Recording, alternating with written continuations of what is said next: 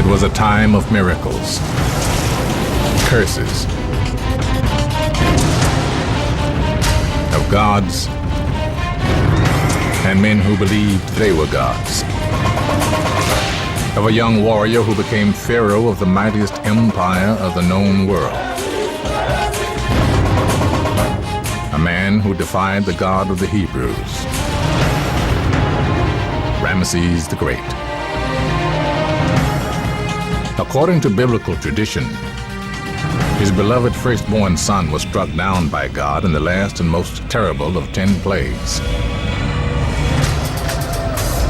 A plague that forced the Pharaoh to free his Hebrew slaves and their leader Moses so they could begin the long journey to freedom known as the Exodus. Deep in the Valley of the Kings, world-famous Egyptologist Kent Weeks believes he has found the skull of Ramsés' firstborn son. It was here, in this pit, that we found the human remains of an individual I believe could well be the firstborn son of the Pharaoh Ramsés II. Now, for the first time, a scientific team will enter the tomb to solve a 3,000-year-old mystery. They will use the latest reconstructive techniques to work out if they really have found Ramsés' firstborn son by recreating his face and the face of his famous father. Forensic science will attempt to establish how old he was when he died. And what is the wound on the side of his head? Did he die from a mysterious biblical plague? Or did he meet a brutal and violent end? The investigation will take the team all over Egypt, piecing together ancient clues about the Exodus, Moses, and what really happened to Ramsés' firstborn son. Was he killed by the hand of God or man?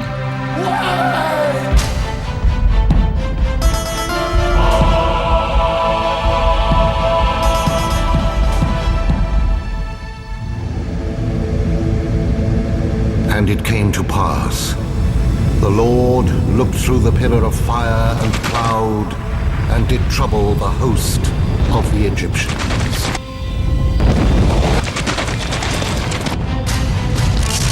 The Exodus. An epic clash between the greatest of all pharaohs and the Hebrew God and his chosen people.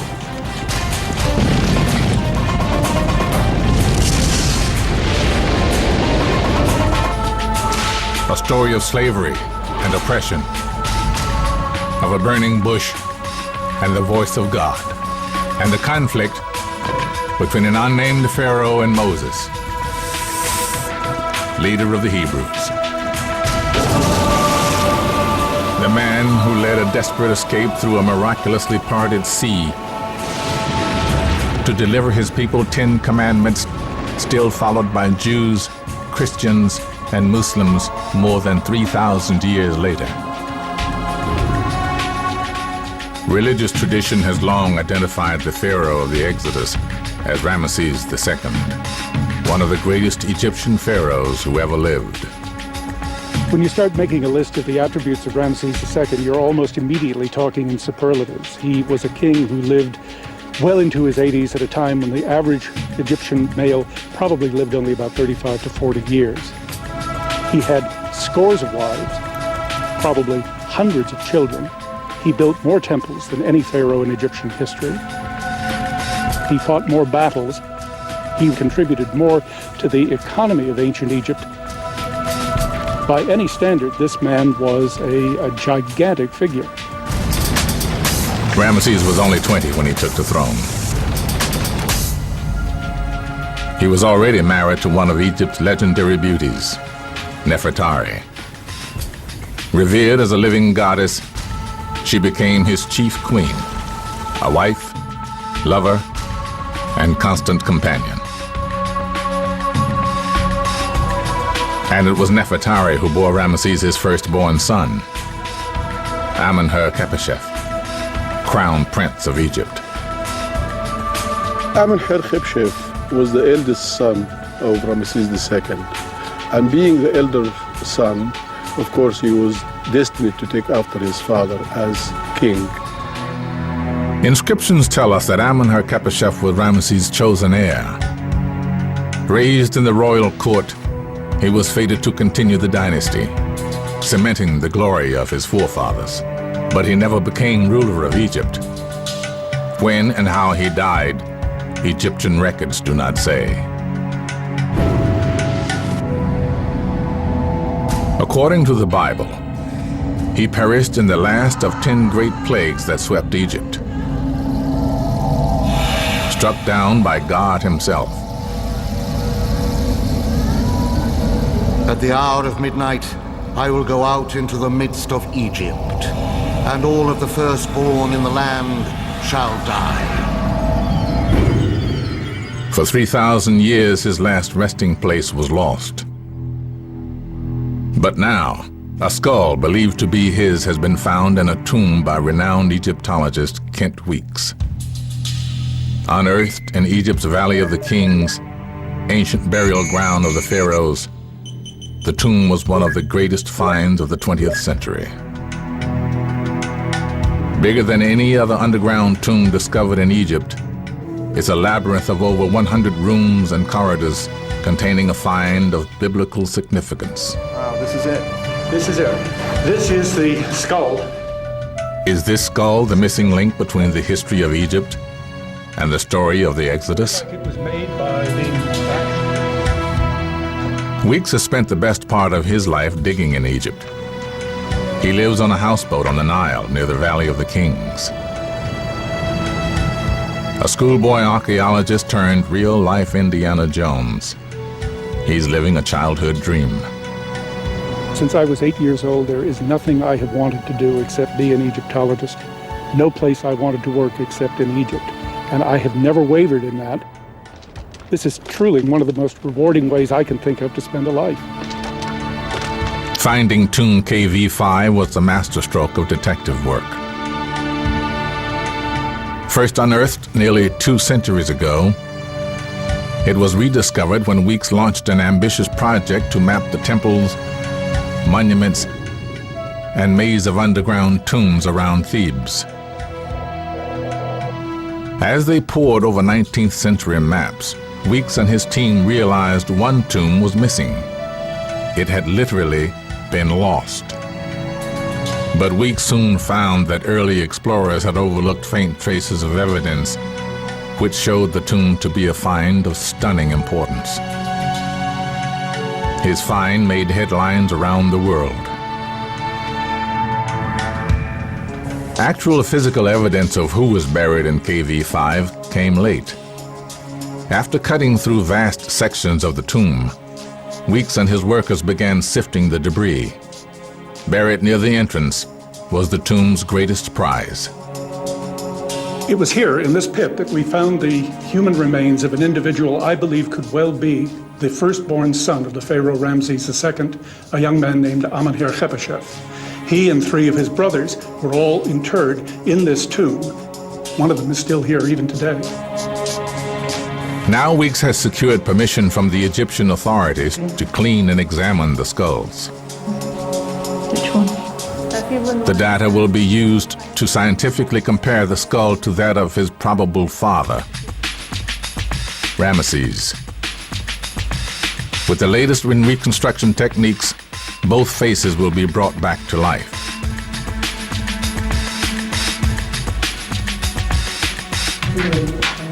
Then forensics will be used to uncover how old he was when he died, and what caused the large hole on the side of his head. Can forensic analysis of this skull unlock secrets that will cast new light on the story of the Exodus? Is this the firstborn son that is referred to in the story of the Exodus? To find out, Weeks is working with investigative reporter Charlie Sennett. He's trying to get to the bottom of the mystery of the Exodus and the death of Amenhotep. Exactly right. While Weeks probes the mysteries of KV5, Sennett seeks the truth behind the Exodus story and its link to the skull of KV5. It's an assignment that will take him to the remote peaks of Mount Sinai, to forgotten tombs in the pyramid fields, from the River Nile to Ramsés' long-lost capital. Senate will crisscross the greatest landmarks of ancient Egypt.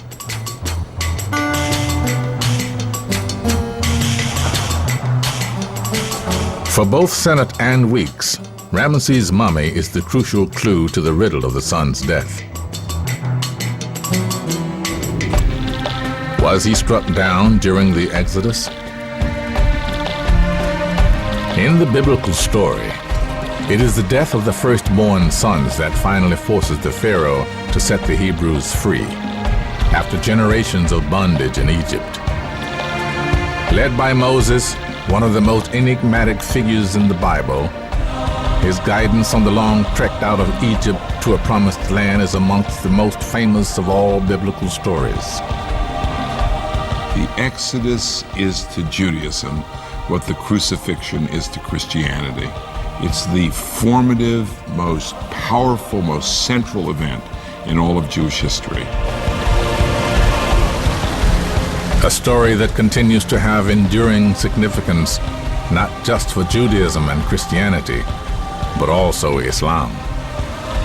The whole story of Moses and his argument against tyranny, against oppression, all of this is part and parcel of our belief system.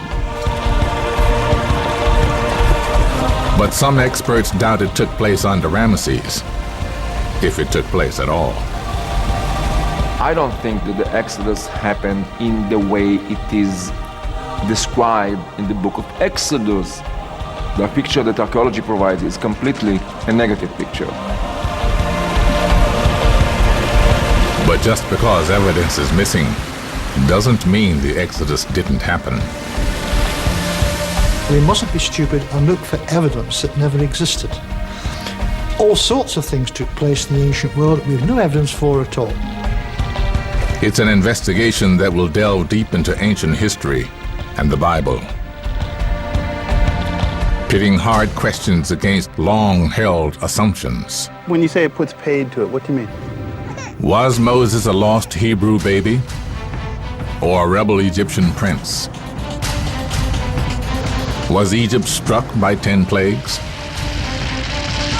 Was the parting of the Red Sea a miracle or a mistranslation? Was Ramesses' firstborn son struck down not by the hand of God, but the hand of man?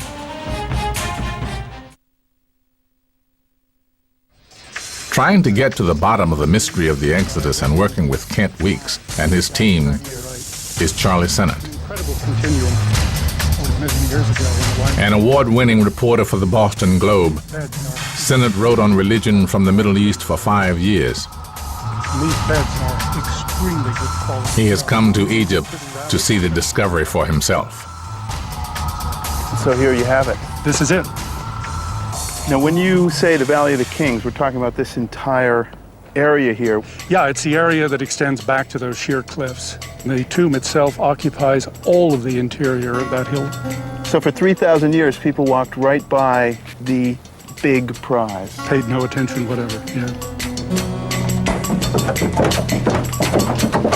In the sprawling depths of Tomb KV5, Weeks found what could be the oldest link to the Exodus story.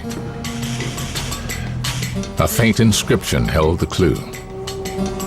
The first thing we saw was a wall that had a series of columns of hieroglyphic texts. And these texts give the names and the titles of the firstborn son of Ramsés II, Amenhotep, who is shown, here's his head. Amenhotep is walking into the tomb following his father, Ramsés II, to be introduced to the gods in the next life. Now this made the tomb particularly interesting, obviously. But the tomb closely guarded its secrets. We had to slither on our bellies across these rough, sharp limestone chips, between them and the badly damaged ceiling to get inside. We wanted to see where it went. After 6 seasons of painstakingly excavating what Weeks still believed was a relatively small tomb, he made an astonishing discovery. We thought this was going to be a small chamber. I look to my left, I can see a wall. The flashlight reflects off it. I look to my right, I can see a wall. The torchlight reflects off it. But when I push my light down, it doesn't bounce off anything. It just goes on and on into total darkness. Clearly, this was not a small chamber. About the same size. At the end of this tunnel, Weeks discovered the guardian and builder of the tomb. This is Ramsés II as the god Osiris, the quintessential god of the afterworld, looking out back down this hallway at the burial places of his many sons.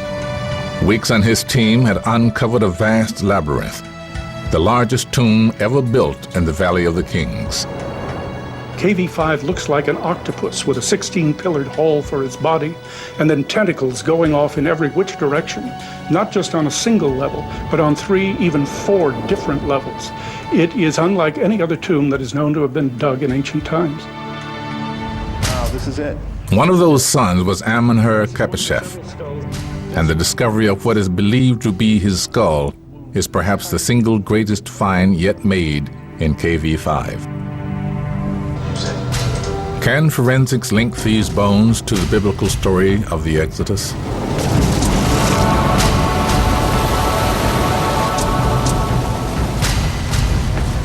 A story whose authenticity is questioned by some of archaeology's leading academics. We can describe it as beyond recovery.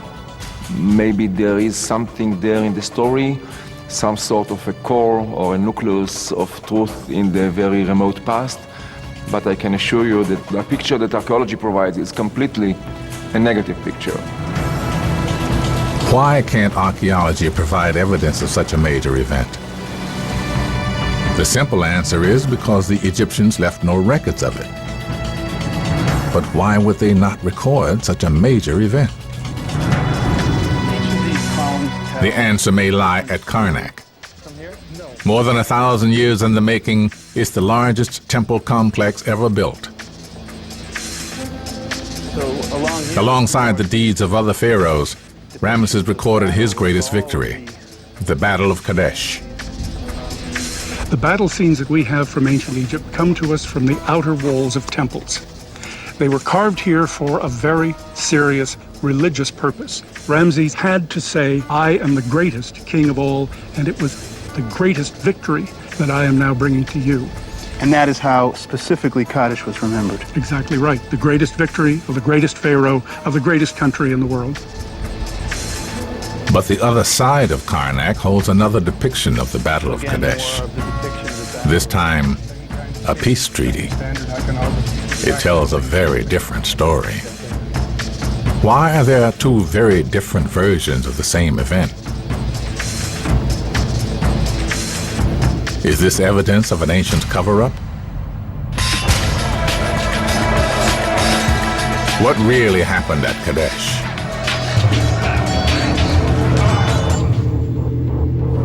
Ramesses has just become pharaoh. Still in his early 20s, both he and his dynasty are young. Both hold a fragile claim to the throne. They were nouveau. They were not related to the previous dynasties. They're not even married to them. They had no relation at all. They were new men. They got to prove their worth. The best way to prove himself? In battle.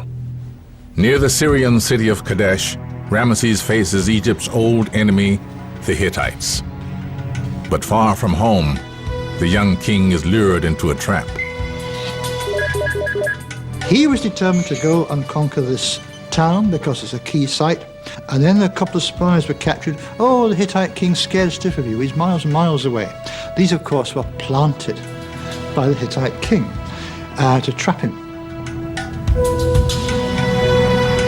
At the royal camp, Ramesses' queen and firstborn son await the outcome of the battle.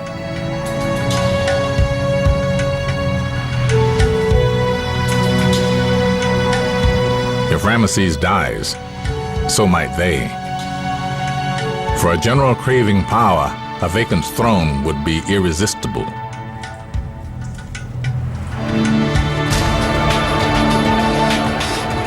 Cut off from his main force, the young king is surrounded. Against hopeless odds, he stands and fights.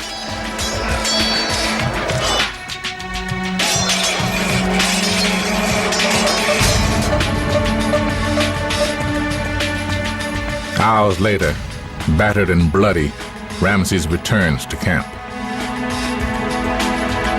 While dressing her husband's wounds, Nefertari hears his account of the battle.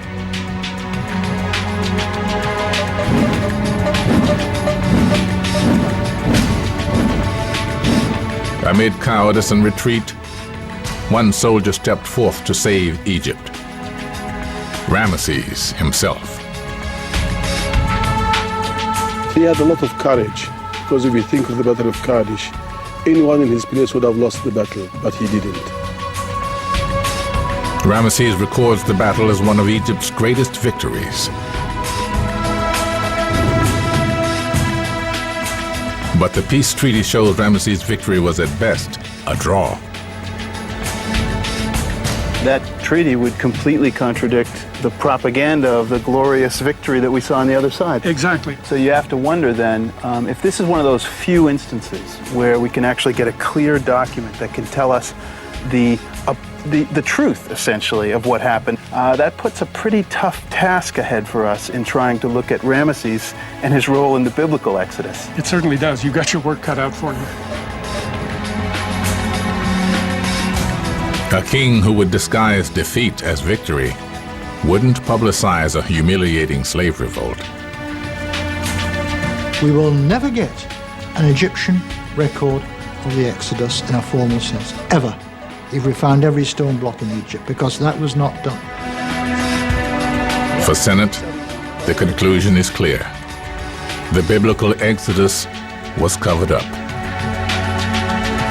But can Senate get behind Ramesses' propaganda machine and find out how Amenhotep really died?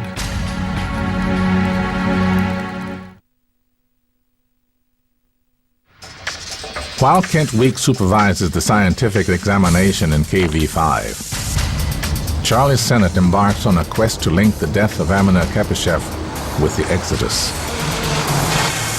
The next step in Senate's investigation is to build a profile of the victim by getting to know the world he was born into. Amenhotep was raised into the deeply competitive world of Ramesses' harem, first among princes. There must have been rivalry, jealousy, an awful lot of infighting, I would have thought. There certainly was a lot of ambition on the part of the women to have their own children pushed forward. From birth, Amenhotep's destiny was set. There had to be certain standards of behavior that the child learned. There had to be certain responsibilities that he had to be prepared for, all with an idea of directing him into what was perceived as his future role as commander of the army and as pharaoh. The firstborn son was groomed for the throne by his mother, Queen Nefertari. Nefertari was the first great royal wife of Ramesses II. So she was effectively the Queen of Egypt. Who she was, what her background was, is a bit more of a mystery. Ramesses' inscriptions say she was a beauty beyond compare. One lives just to hear her voice. Yet Ramesses chose Nefertari for more than her looks. The role of the great royal wife is perhaps twofold. One, she is the female counterpart of the divine king. And second, she is the woman who's going to produce the next heir to the throne. The heir she produced never took the throne. To probe his death, the team in KV-5 is joined by Dr. Caroline Wilkinson. Welcome to KV-5. Nice to meet you. Nice to see you. Nice to meet you. A forensic anthropologist and leading expert in facial reconstruction techniques, she will oversee the task of recreating Amenhotep's face and identifying the skull. To make a virtual model of the skull, Dr. Wilkinson will use high-resolution digital photography. But first, with her colleague Caroline Needham, Dr. Wilkinson must assess the skull's condition and identify its pieces. It's actually much more sturdy than I thought it would be. Yeah, the bone is in good condition. The breaks are ancient. Yeah, and it's quite thick bone too. Yes, it is. I think all of this can be easily put back together. The mandible's in very good condition considering, because we've got a lot of teeth. Yeah. The mandible, or jawbone, is just one key fragment of evidence that will help open a window on the 3,000-year-old skull. We have a complete mandible. Yes, and the maxilla. And the maxilla. We have a few cervical vertebrae, some fragments of the face. Yeah, it looks like we're just missing a bit of round of one eye. Yeah. Wilkinson and Needham now begin the risky business of cleaning the skull. Professor Weeks is all too aware that one slip could destroy a 3,000-year-old legacy. Searching for supporting evidence is investigative journalist Charlie Sinnott. He's traveling from Cairo to the Nile Delta on the trail of a lost city called Pi-Ramesses, a city named after the man who ordered it built. The place where Amena-Kepeshef would have grown up. According to the Bible, it was here that the Hebrews were forced into servitude to build the greatest of the many monuments and temples Ramesses was building all over Egypt. Pi-Ramesses was the jewel in the crown. Therefore they did set over them taskmasters to afflict them with burdens. And they built for Pharaoh treasure cities, Pithom and Ramses. Although Ramses' city is named in the Bible, for centuries it was lost, considered nothing more than a myth. But after 20 years of excavation, the myth has been found. Its foundations lie hidden several feet beneath lush farmland. Egyptologist Ted Brock shows Senate a tantalizing glimpse of the city's former glory. And these colossal feet of Ramesses are about all that remain above ground. The rest of it is all buried below the fields. With a skyline dominated by huge temples and Ramesses' vast magisterial palace, complete with its own royal zoo, Pi-Ramesses was a thriving metropolis. And it contained a key find supporting the description of the city in the Exodus: a massive chariot base. For Senate, it's another clue because according to the Bible, Pi-Ramesses was a base for 600 chariots that pursued the Hebrews as they fled Egypt. As time and the Nile bypassed the city, Pi-Ramesses became a ghost town. Fragments of the city that the ancient Hebrews are said to have built now lie nearby, outside the modern-day town of Tanis, moved there by later pharaohs who recycled the stones. They were felt to be imbued with some sort of power because they belonged to the time of the earlier rulers. So they often incorporated them into their own buildings to sort of add some magical power, spiritual power to the structure. You do want to watch out for snakes around here, though. And among these magical stones are images of Ramesses' children, further evidence that Amena-Kepeshef grew up in Pi-Ramesses. Here, too, stand statues of the great pharaoh himself. So we know we have Pi-Ramesses here. Exactly. We know that Pi-Ramesses is mentioned in the Bible. Are we getting closer to narrowing down this as the setting, do you think? If you accept the idea that Ramses was the pharaoh of the Exodus, then yes, this would be the site of all of the drama that's described in that chapter of the Bible. The Bible says that the Hebrews had once been honored guests in Egypt, But the Pharaoh turned on them. He ordered a cull, an event called the Massacre of the Innocents. It was a desperate measure motivated by his fear that their growing numbers would allow them to take over his country. If it be a son, then ye shall kill him. But if it be a daughter, then she shall live. This massacre was to set the scene for one of the Bible's most iconic stories. A story that, if true, would link a Hebrew baby to a Pharaoh's son. It was in a desperate effort to save her son from the slaughter that a young Hebrew woman hid Moses in the bulrushes of the Nile, hoping he might be carried to safety.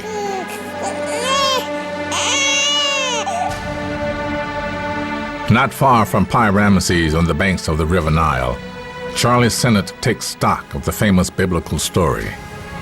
This is the kind of place where you can imagine the Moses story would begin. And Moses' mother lowering a basket here in a tributary of the Nile, and that basket floating out into the river down towards Ramsés, and then setting the stage for the beginning of the Exodus story.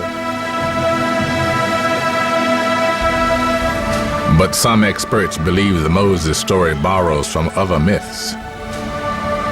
The unknown hero is nothing new in ancient history, and we have many examples of a foundling child who rises to become the hero of that nation.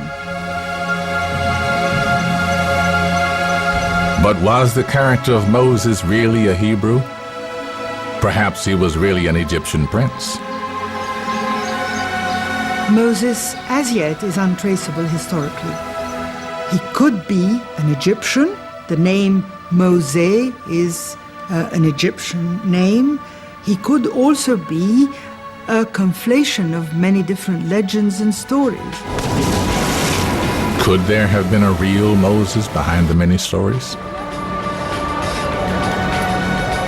I don't think that there is a way to say, well, there was a Moses, or, well, there has never been a Moses. How can I say? Maybe yes, maybe not. Though tantalizingly beyond the reach of history, trying to guess who Moses really was retains an irresistible fascination. The scientists have finished cleaning and assembling the skull. Led by Professor Kent Weeks, they now make a detailed record.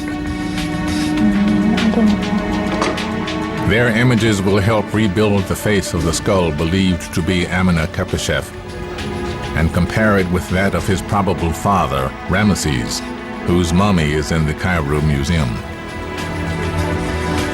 A forensic anthropologist will then be able to use the images to analyze the skull. Was he struck down by God as a child, as biblical tradition has long assumed? Or will the skull reveal another explanation for how old he was when he died and what killed him? The man who the Bible says played a major role in Amenhotep's death was Moses. As God's chosen prophet, it was Moses who the Pharaoh would later blame for the plague that killed his firstborn son. Moses! Searching for clues about what the role of Moses might have been in Amenhotep's death is Charlie Sennett. He's heading into the desert of Sinai to a place of huge significance in the life story of Moses. A place of safety, far from the eyes of Pharaoh.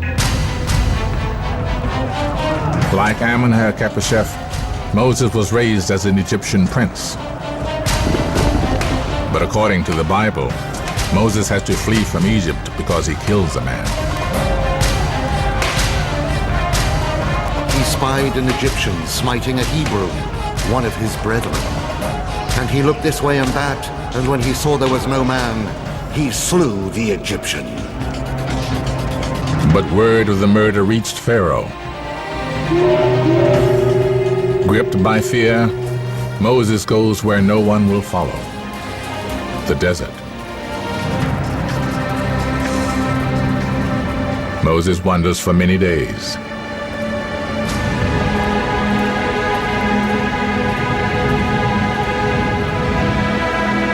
Finally arriving in the distant land of Midian, now Sinai. Here, he becomes a shepherd. Putting his old life as an Egyptian prince behind him, he marries and has 2 children. According to the Bible, Moses spends the next 40 years in Midian, leading a simple life. Then one day, Moses' world is utterly transformed. And the angel of the Lord appeared unto him in flame of fire, out of the midst of a bush. And he looked, and behold, the bush burned with fire, and the bush was not consumed. From the burning bush comes the voice of God. I will send thee unto Pharaoh, that thou mayest bring forth my people, the children of Israel, out of Egypt. Moses' life would never be the same again. The burning bush symbolized to Moses that he was in the presence of God and that he was being asked to step out of the role of an ordinary human being and instead act for God in leading his people out of captivity. The encounter with the burning bush was to set the whole Exodus in motion. As a result of that encounter, Moses takes on his mission, and the Jewish people begin the exodus from slavery to freedom. Reluctant though Moses was to accept God's charge, he could not abandon the Hebrews to their fate. And so began one of the greatest events of the Bible. An event that brought down plagues upon Egypt and is believed to have led to the untimely death of Amenhotep. But where did this famous encounter with the burning bush happen? An extraordinary piece of evidence still exists to mark the very place. Charlie Sennett has traveled to the monastery of St. Catherine. It lies in the shadow of Mount Sinai, in what was the ancient kingdom of Midian. Built by Roman Christians in the 6th century AD, the monastery has been a refuge for pilgrims for 1,500 years. This is the world's oldest Christian monastery. They came here at the time of the Roman persecution of the Christians. They fled into the wilderness to escape the persecutions, exactly the same way Moses had come into the desert, fleeing the wrath of Pharaoh. And they were drawn here, according to the records, by the presence of an ancient bush. There are a lot of people, myself included, who would have a hard time believing this is the same bush that Moses saw. Is that the real burning bush? I tell people it enters into history in the 4th century.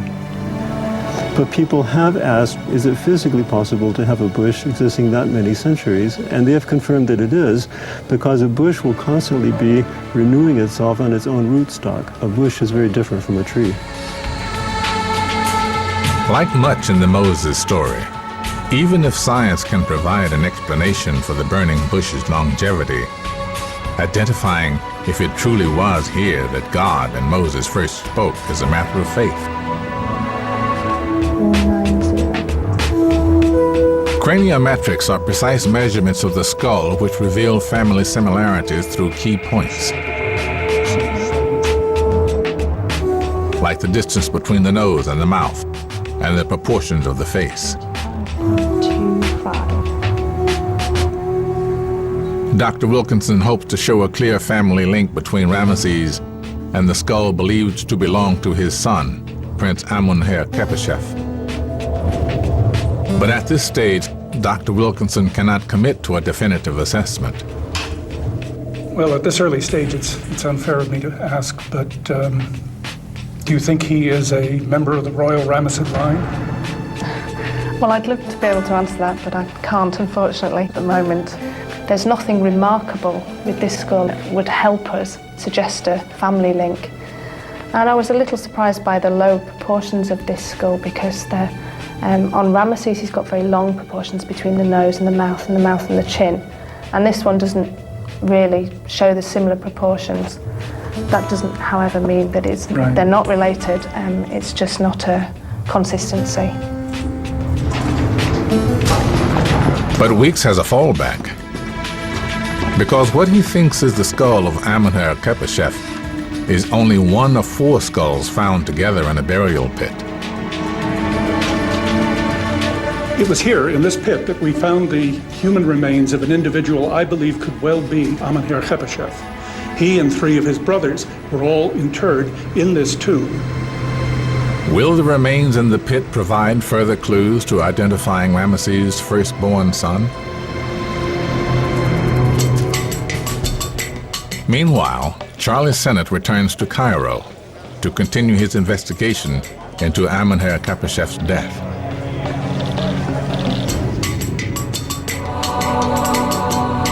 He's looking for what might have motivated Moses' rebellion against the Pharaoh. Could he have been inspired not by the burning bush, but by a religion founded in Egypt? I think it's very interesting that there's evidence of some form of monotheism in ancient Egypt around this time. If we look at the Old Testament, the book of Proverbs, we find a lot of material there that's clearly drawn from Egyptian sources. At the Cairo Museum, Sennett meets historian Robert Feather. Feather has been researching the origins of the Hebrew religion for the last 20 years. He wants to show Sennett the oldest known archaeological evidence for belief in one God. Incredibly, the remains are not Hebrew, but Egyptian. Okay, this is Akhenaten. It's the first pharaoh in Egyptian history where we have archaeological evidence that he instituted a religious revolution. So when did he reign in relationship to Ramesses, and what is that revolution? He comes to power about 1350 BC. He reigns for 17 years, something like 50 years before Ramses II.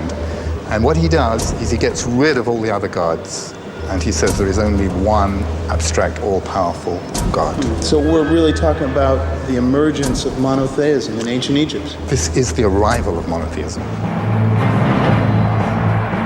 Akhenaten's revolutionary new religion worshipped one supreme being, the Aten, or sun disk. In honor of this all-powerful god, Akhenaten built a new holy city in the remote region of El Armana. Within it, Akhenaten constructed a vast temple dedicated to one god. And its size and layout are Robert Feather's first evidence that the religion of the ancient Hebrews and that of Akhenaten were somehow connected. This is a plan of a holy temple as described in the Temple Scroll, one of the Dead Sea Scrolls. And you can see it's a huge temple, 800 meters by 300 meters, which, when you look at it against the plan of the great temple of Aten, there's an almost exact match, almost exact fit. It's impressive, not just the dimensions, but even the layout of the temples themselves. The layout is a copy as well, yes. It fits almost exactly in the... Feather believes there are other profound connections between the ancient Hebrews and the pharaoh Akhenaten. While in Amarna, Akhenaten lived in virtual isolation from the rest of Egypt. And with his beautiful wife Nefertiti and his famous heir Tutankhamun, he concentrated his time on artistic pursuits. Akhenaten's most important work still survives. Inscribed on a tomb wall within the ruins of the city, one of the most moving of all Egyptian poems, it's called the Hymn to the Aten. And incredibly, these words are echoed in the Bible, in Psalm 104. You can see who laid the foundations of the earth. Thou didst lay us the foundations of the earth according to thy heart. The young lions roar after their prey. Every lion cometh forth from his den. there go the ships to and fro. The ships go up and down the stream. Same themes, same words in some cases. So there was a secret body of knowledge within the Hebrews that I believe was brought out with Moses. It's as if they had a copy of it and put it into the Bible. But the exact link between Atonism and the early Hebrew faith remains obscure. Almost nothing remains of Amarna today. It was abandoned soon after Akhenaten's death. Akhenaten died a failure. His nation bankrupt, his religion despised, his people divided. His successors branded him a heretic and wrote him out of history. And the man most responsible was Ramses the Great. It was Ramses II who, more than any other king, went out and sought deliberately to deface the monuments, to change the nature of the religious structure, the structure of the priesthood, and try to steer it back to where it had been prior to the coming of Akhenaten. But could knowledge of this religion have survived? Seeking proof that Atonism survived Akhenaten and triggered the Exodus, Feather sets off with Senate to a new discovery. We've got a very interesting relief. It's the tomb of the high priest of the Aten. Located in Saqqara, just outside Cairo, hundreds of miles from Amarna, its existence proves Akhenaten's religion was far more widespread than many previously believed, and could have inspired Moses to rebel against Ramesses. There you can see that the name's been defaced. What is that? Are they trying to cover something up there? This is a cartouche, exactly, of Akhenaten. Someone has tried to chisel it out. Someone's tried to erase it. What would that tell us? I think it's at this time that we're seeing the religion being driven underground, being suppressed. But it's so widespread that it's impossible to imagine that its impact didn't carry on, and that Moses was aware of this religion, this monotheistic religion. This cartouche has been defaced. Senate wants to explore a possible motive that empowered the rebellious Egyptian prince Moses to rise up against Ramesses and lead an uprising of Hebrew slaves.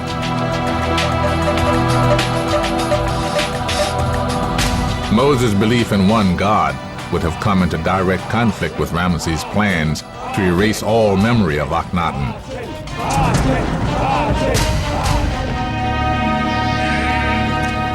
The Bible recounts that after God revealed himself to Moses in the burning bush, he ordered him to return to Egypt and free the Hebrew slaves.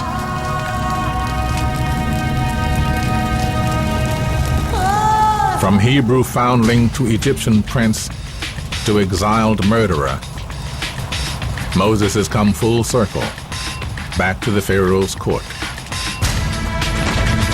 The stage was set for a confrontation like no other in Egyptian history, with Moses cast as the leader of the Hebrew people.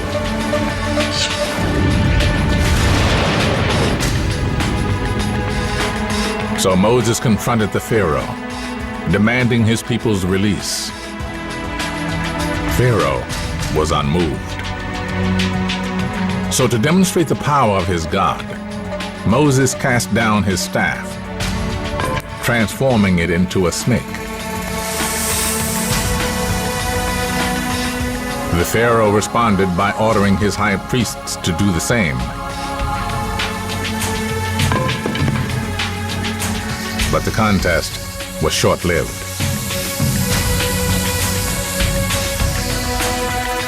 Moses' snake quickly devoured its opponents. The Pharaoh was unimpressed. He didn't let Moses' people go. He would live to regret it. To punish the Pharaoh for his defiance, God unleashed 10 deadly plagues to ravage the land of Egypt. It's an awful thing to think about.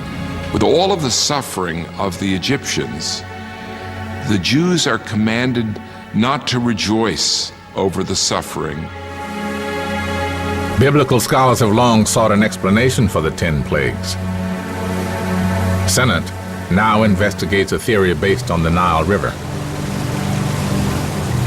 It's easy to dismiss biblical stories like the Exodus and say these are fables, mystical stories of the ancient world. But the plagues, as they afflicted Egypt in the story of Exodus, they're not about sea monsters or dragons or witches. These are natural occurring phenomena. Frogs, flies, boils. These are things that happened in nature right here on the Nile. The River Nile was the very lifeblood of Egypt. Without it, there could be no agriculture. The country would be nothing but a parched desert. Because of this, the Nile occupied a central place in the country's religion. A good flood was a divine blessing. A poor flood was a sign of disfavor. But on very rare occasions, this divine blessing could also become a curse. Too much water could bring with it disaster. Egypt was wholly dependent on the Nile. The flood comes down in July, August, and they can plant and they can live on the crops. But if it comes down extra high, extra heavy, it can be a curse. According to this theory, the trigger for this biblical disaster starts thousands of miles away in Ethiopia. Here, torrential July rains swell the Nile's many tributaries and begin to wash heavy red Ethiopian soil downriver. And from these small beginnings, a deadly chain reaction unfolds. On the Nile, it'll bring dense masses of soil, including what the Germans call rot erde, or red earth, very fine earth. And this is blood. By September, the heavy silt has stained the Nile red and poisoned the fish, just as described in the Bible. And all the water in the river was turned into blood, and the fish in the river died. The second plague strikes soon after. Frogs. Fleeing the polluted Nile, frogs swarm the land. In their absence, the river's flies and gnats multiply unchecked, the third and fourth plagues. In turn, waterlogged fields breed anthrax, the fifth and sixth plagues. There were possibly two forms of anthrax, and a very deadly anthrax which came into the grasses, which the cattle ate, and they died. There's another anthrax through insects, a skin anthrax, and that means that people get very nasty skin diseases. Hail strikes rarely in Egypt, but in an unusually cold February, the seventh plague can wipe out whole crops. So by March, the traditional time of year for locusts, Egypt's eighth plague, the country is in ruin. But the locusts are driven out by the ninth plague, the hot, dry winds of the Khamsin, the seasonal sandstorms that begin in April. And as they blow across Egypt, the sun disappears for days at a time. And then finally, by March, April, Khamsin, darkness, dense, dark cloud. You can't see your hand in front of your face, we would say, and the whole place is choked up. What a year! But one plague defies a scientific explanation.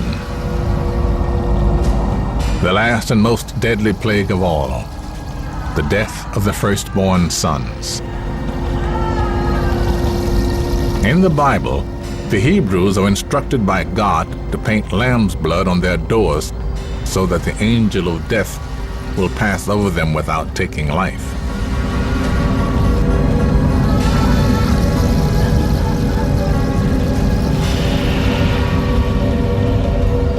Thus saith the Lord, at the hour of midnight I will go out into the midst of Egypt, and all of the firstborn in the land of Egypt shall die. And there shall be a great cry throughout the land, such as there was never like it, nor shall be like it evermore. Can this dreadful night of death be explained by science? Most experts agree that the chain reaction set off by an inundation of the Nile cannot explain how the firstborn sons of Egypt perished. Can the skull in KV5 be one of the victims?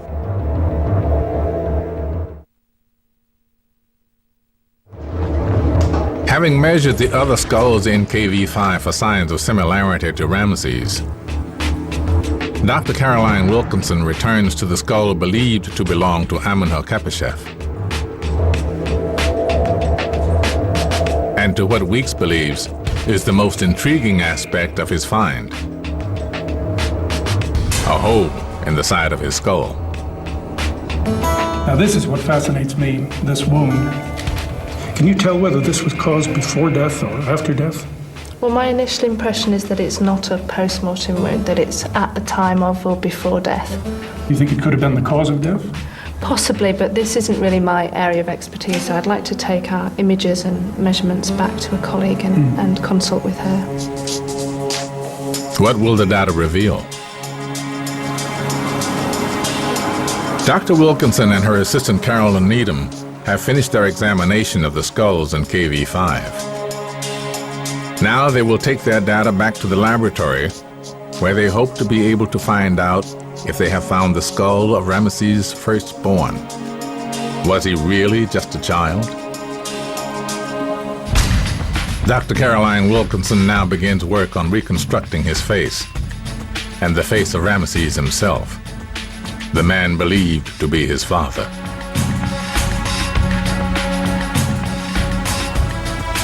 We use facial reconstruction primarily for forensic identification. So when the police find a body that they can't identify by the usual channels, they'll get a reconstruction done, and that'll go out to the public in the hope that someone will recognize the individual, and that will lead to an identification. Wilkinson's reconstruction techniques are highly regarded. We have about a 70% success rate with recognition and identification. While she rebuilds the face, the data she's gathered will be sifted by a forensic anthropologist to answer two key questions. How old was the boy at death? And how did he die? Back in Egypt, searching for clues to Amenhotep's possible involvement in the Exodus is Charlie Sennett. He has traveled to the incredible temple of Abu Simbel in the far south of Egypt. Here he meets Egyptologist Ali Gabala. The royal wife, that will be Nefertari. Abu Simbel is eagle cast in stone. The man born a commoner was intent not just on becoming Egypt's greatest king. He wanted to become one of its gods.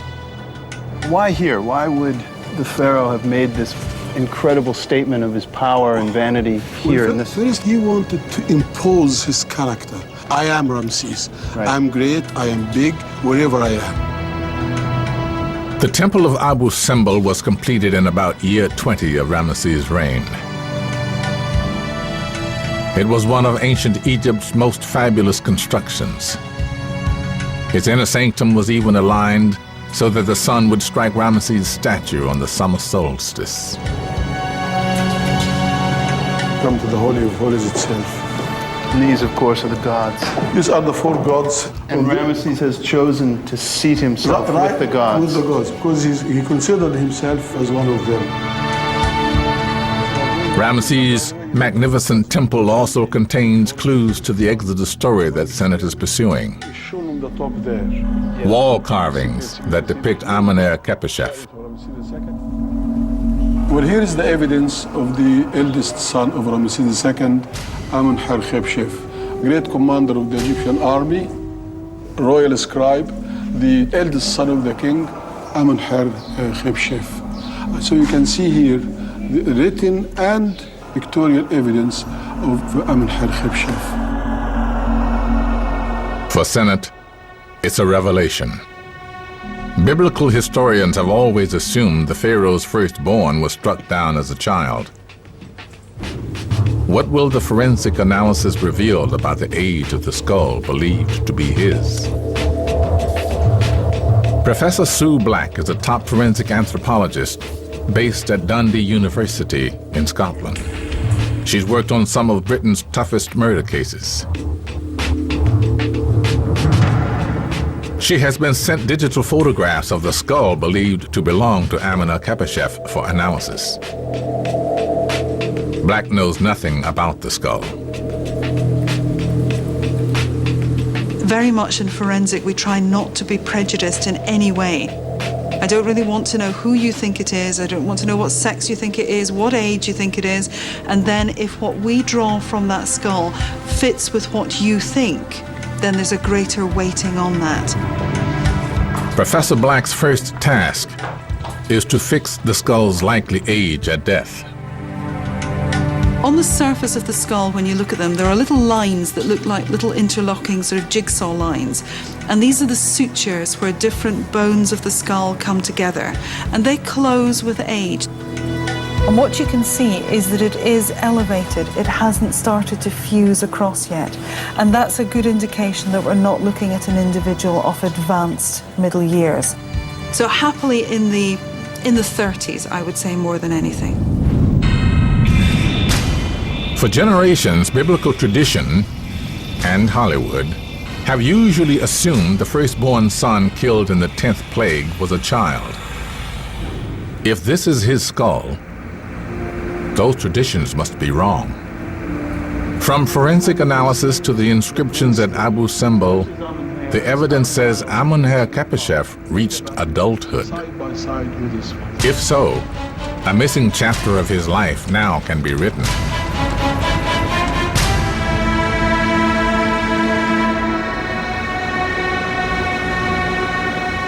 When Ramesses had reigned for 30 years, he joined a select group that included only a handful of Egypt's longest-lived pharaohs. By tradition, in year 30 of his reign, Ramesses threw a jubilee called a Sed Festival and turned a king into a god. All hail Ramses! The Sed Festival was a magical religious reaffirmation of the strength and power and prowess of a king. It was usually held once every generation. Only halfway through what would be a 67-year reign, Ramesses had already eclipsed all but the greatest pharaohs and his achievements. He had brought peace, maintained Egypt's borders, and built great monuments across the empire. His country was more prosperous and powerful than it had been in nearly a century. It's extremely important that the power of the king be kept fresh, solid, and strong. And the Sed Festival was one way of ensuring that his relationship with the gods and his relationship with the people continued to be as strong and wholesome as possible. By becoming a god, Ramesses dramatically changed not just his role as ruler of Egypt, but the role of his firstborn son. And as commander-in-chief of the army and the heir apparent, Amenhotep became effective ruler of Egypt. He was pharaoh in all but name. A god doesn't go out and cut ribbons at the opening of a building or adjudicate in legal cases or settle disputants' claims or what have you. Therefore, there had to be, in effect, a secular king, someone who could deal with the more mundane royal activities. The most logical candidate for that would be the heir apparent, the crown prince, who in effect became an assistant pharaoh. Religious tradition usually places the Exodus between years 20 and 30 of Ramesses' reign.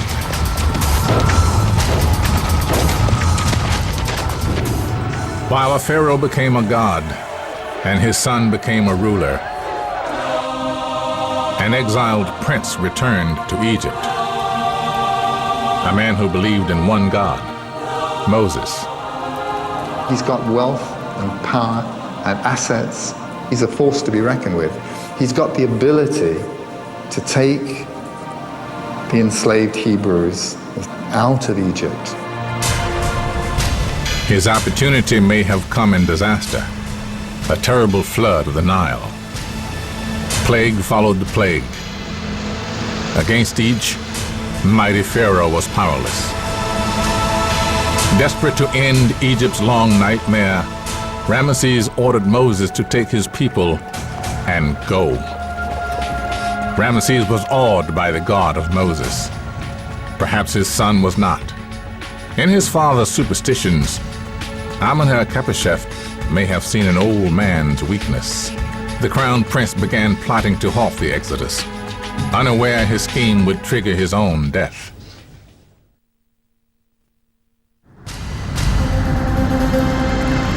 The Bible tells that after the death of his firstborn son at the hand of God, the Pharaoh relents, releasing the Hebrews from slavery.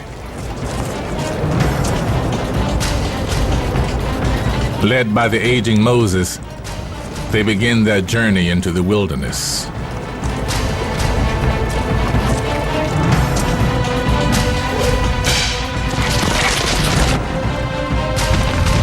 But unknown to the Hebrews, the Pharaoh changes his mind.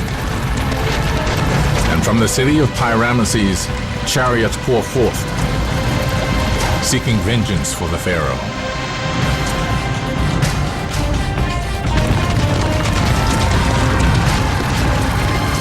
The Pharaoh's chariots close in to massacre the fleeing Hebrews on the banks of the Red Sea. What happened next is one of the most spectacular of all the wonders described in the holy books of Judaism, Christianity, and Islam. A pillar of fire sent from the heavens.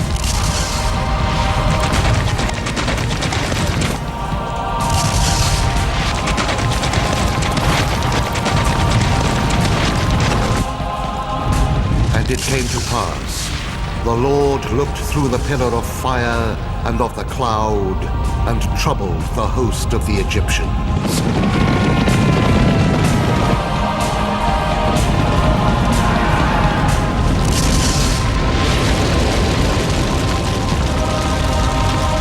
His path blocked by smoke and fire, the Pharaoh and his army grind to a halt.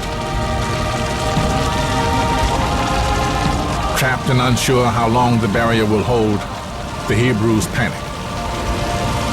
Then Moses steps forth and prays for deliverance.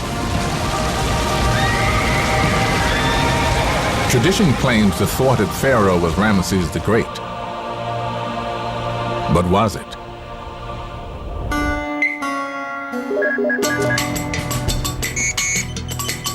Investigative reporter Charlie Sennett has come to the mummy room of the Cairo Museum, where he meets mummy expert Salima Ikram. Ramesses seems to have some very distinctive traits. I mean, he looks taller than the other pharaohs. He has this very prominent nose, high cheekbones. Well, he is certainly taller than most other pharaohs, and his nose is beautifully preserved. By the embalmers look this way because he looked like this in life. Scientific examination of Ramesses' mummy shows he lived an extremely long life. Estimated to be 90 years old when he died, he suffered from terrible tooth decay and crippling arthritis, facts that create major problems for the traditional account of the Exodus. A frail old man could never have pursued the Hebrews across Egypt. The big question for Sennett is, who did? Are there other clues in the biblical story about just who pursued the Hebrews to the Red Sea? And Moses stretched out his hand over the sea, and the Lord caused the sea to go back by a strong east wind.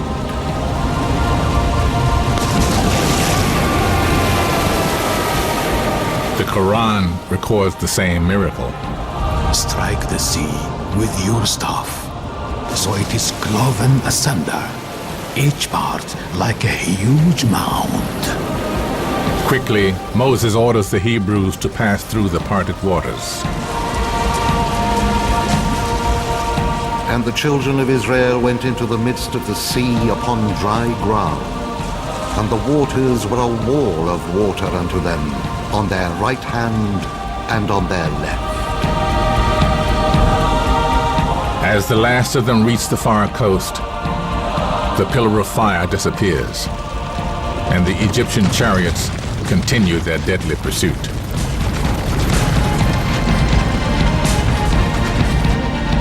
A pursuit, the Bible says, ends in disaster. And the waters covered the host of Pharaoh that came into the sea after them. There remained not so much as one of them.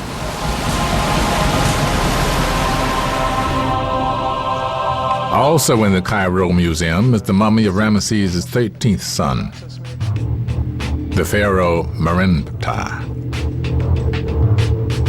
Many argue his salt-stained appearance proves it was he who perished in the Red Sea.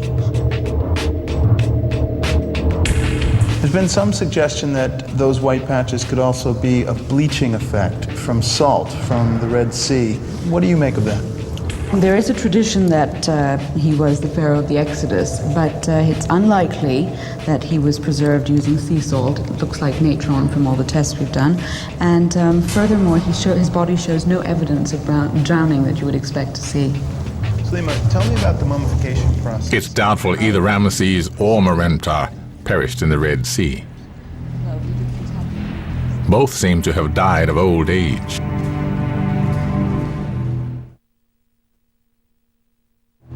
Senate has eliminated the two traditional suspects from the investigation, but a new suspect has appeared in their place.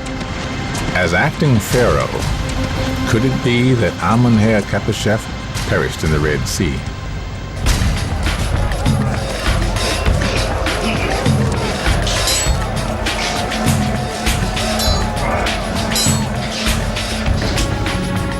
The skull believed to be his, found by Kent Weeks, is undergoing final analysis. Its fate now rests with forensic anthropologist Professor Susan Black. More used to modern police work than ancient archaeology, Black has nevertheless found evidence of how Amenhotep died. Could he have died during the parting of the Red Sea? What will the hole on the side of the skull reveal? It's not a pre-mortem injury because there's no evidence of it showing healing. So it either has to have occurred peri-mortem, around the time of death, or after death. So I'm very happy to consider this to be a peri-mortem injury. What would kill an Egyptian prince? Speed, for one. In Egypt, the chariot was the equivalent of a fast motorbike or an MG. With two really strong horses up in front. You could go whoosh across the parade ground, and if you hit anything, oh boy. At 25 miles an hour, an Egyptian chariot could be lethal. So when the impact occurred onto here, then what will have happened is the bone will have fractured around the position of that impact, and so it dents inwards. Another potential death scenario could have emerged in the harem, a fate that befell one of Ramesses' successors. There is a very famous story of a conspiracy hatched out by the princesses of the harem to kill Ramesses III. We have the documents that tell us this story, and therefore we know that there was rivalry. Could Amenhotep have been a victim of assassination? It's a fairly well-contained area, and that's not going to be very dissimilar to the shape of the implement that will have caused this. The third scenario is death in battle. Heir to the throne, Amun-Re-Khepeshef was also the commander-in-chief of Egypt's armies. Since Amun-Re-Khepeshef is the one son of Ramsés II who was consistently and most clearly associated with army life, then in all likelihood he was done in on the field of battle. Did Amun-Re-Khepeshef die on the field of battle from a blow to the head? It's the part of a skull that presents the closest, so it's one that's most likely to be hit. The impact likely caused tiny fractures, ripping open delicate blood vessels at the back of the skull, causing death. Then the blood will start to ooze out. It won't do it at great force, but it will continually leak away. And there is no repairing that if that's what happened. And that may be a possible cause of death. By that scenario, the pharaoh's son bled to death from a blow to the back of the head, and not by drowning in the Red Sea. Does that mean there's no link between his death and the Exodus? The fact that Amun-Re-Khepeshef, if that is who it is, was out fighting a battle doesn't tell us where the battle was, when the battle, well, it tells us a bit when the battle was, his age of death, but it doesn't tell us who he was fighting. Traveling to the Red Sea, journalist Charlie Sennett seeks a link between the skull and what really transpired when the Hebrews fled Egypt. He needs to construct an alternate scenario for the Exodus and challenged 4 age-old misconceptions. An ancient mistranslation is the first. In fact, the Red Sea is not the Red Sea in Hebrew. It's Yam Suf. And Yam Suf means literally the Sea of Reeds. The second misconception is the number of people Moses led out of Egypt, usually interpreted as 600,000 people. Another mistranslation. The question of how many people actually left Egypt is clearly very uncertain. But historical reconstruction suggests that the number initially leaving Egypt may have been relatively small, in the thousands. The third twist.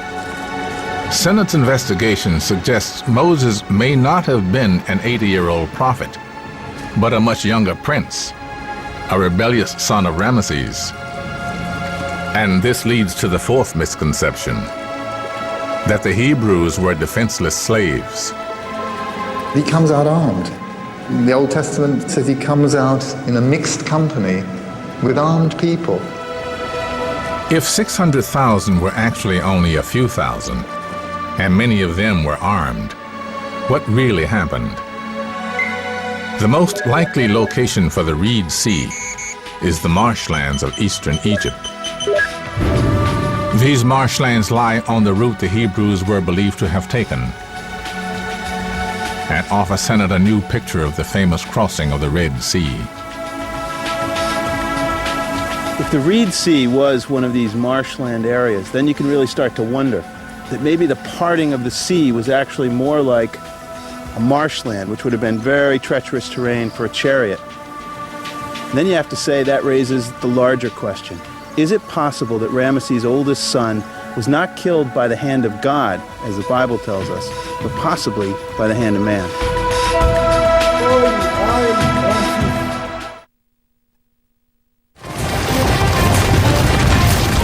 Could Amun-Re-Khepeshef have led his forces into the Red Sea, only for the fleeing Hebrews to lure them into an ambush?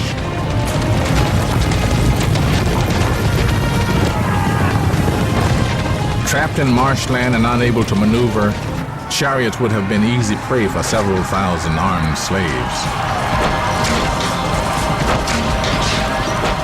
Slaves who took vengeance on their former masters by killing every last one of them.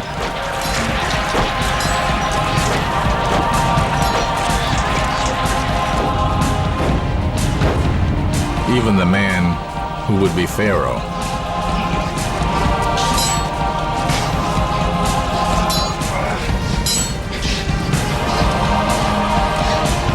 Perhaps the famous 10th plague, the smiting of the firstborn sons, was a metaphor used by the writers of the Bible to recount the death of Ramesses' son at the Red Sea. Was the hand of God actually the hand of men who believed in God?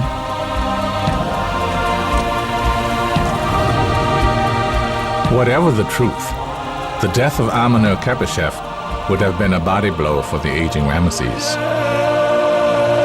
His firstborn son, his heir, the effective ruler of his empire, the general of his armies, the son of his beloved Nefertari, was dead. To send him into the afterlife, Ramesses built the vast tomb found by Kent Weeks. But are the skeletal remains found there related to Ramesses? How do the recreated faces believed to be Amenhotep and his brothers compare with the X-rays of the man thought to be their father? Is there a family resemblance? Dr. Caroline Wilkinson and her colleague Carolyn Needham have recreated two-dimensional models of 3 of the skulls from KV5.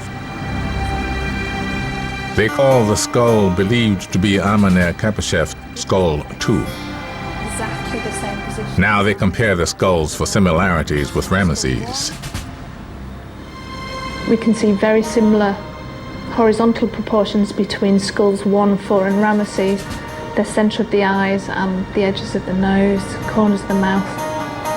But the most interesting thing I think from these faces is when you look at the vertical proportions, which for these 3 faces are startlingly similar. Exactly the same position of the eyes, the nose and the mouth, length of the chin, except for skull 2. It's much shorter from his nose to his chin. But having said that, they've all got very similar morphology, very similar features to their face. They've got similar noses, similar long, thin faces, similar long skulls in profile, so they do look like to be of a type, certainly. Not a certainty, but a high statistical probability. 3 skulls, 1 family. Ramesses family. Identifying Amenhotep is closer than ever. It's the strongest evidence yet that the remains in tomb KV5 are those of Ramesses' sons. Having only partial information about the skull believed to be Amenhotep's, Dr. Wilkinson utilizes a team led by Anand Kapoor. Their experienced graphic artists used to recreating 3-dimensional faces from damaged skulls. But how will his face compare with that of Ramesses? And will it finally bring Kent Weeks any closer to solving the mystery? A task that will happen as Charlie Sennett enters the last chapter of his quest, seeking a link between the hand of God and the death of a son.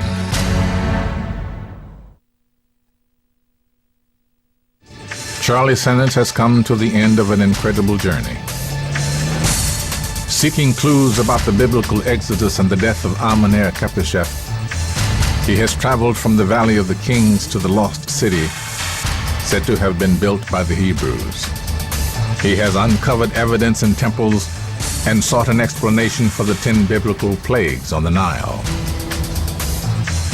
Along the way, he uncovered the ancient origins of an Egyptian belief in one God. He has also found proof that the Hebrews were a wandering people 5 years after Ramesses' death.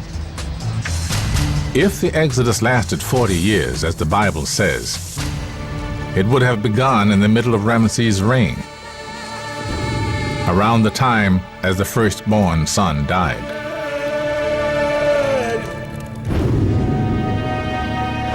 Charlie Sennett has returned to the Valley of the Kings to see the faces of Ramesses and the man believed to be his firstborn son.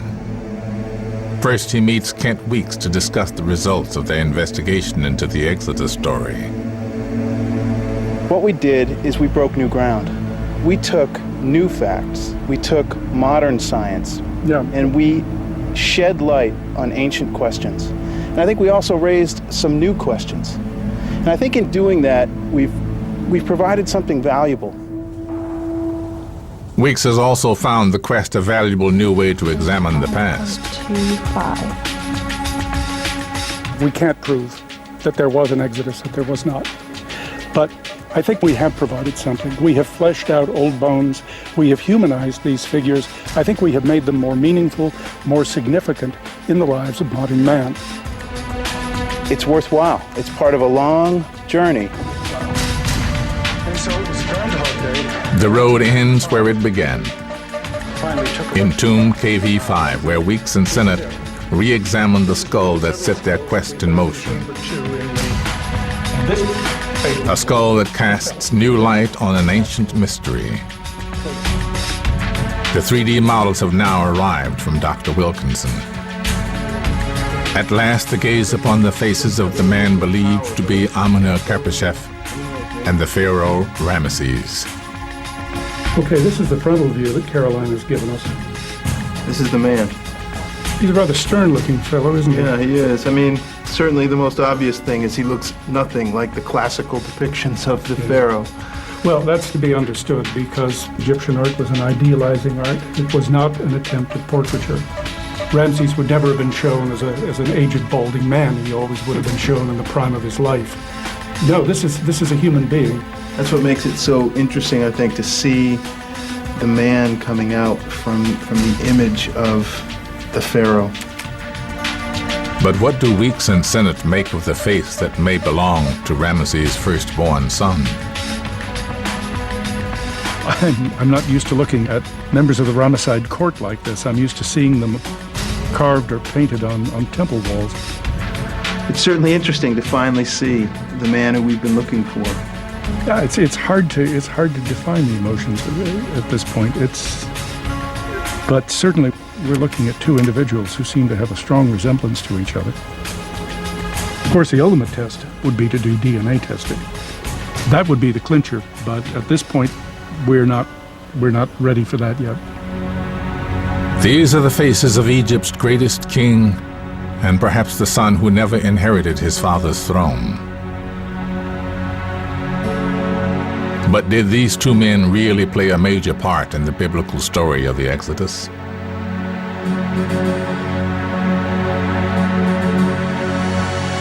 Perhaps the truth still lies hidden in the labyrinth of KV5, in some chamber yet to be explored. We can see the tops of doorways on either side. One of the things I would really like to know is what is the total extent of this tomb? How many chambers are there? How ultimately was the tomb designed? Why did they go off in all of these different directions, breaking every known rule of tomb design in the process? In the 67th year of his reign, near age 90, Ramesses the Great died. It was the end of an era. He had outlived many of 150 children and 200 wives, and left touching memorials to them all over Egypt, especially to his beloved first queen, Nefertari. 10 more pharaohs would take the name of Ramesses in his honor, but none would equal his greatness. Like any pharaoh, his defeats went unrecorded. And among them, perhaps was a slave rebellion led by one of his own sons named Moses.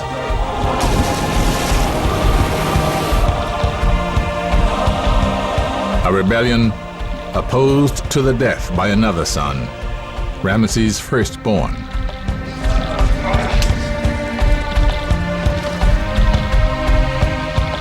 Amenhotep, the pharaoh who never was. Struck down, not by God perhaps, but in God's name.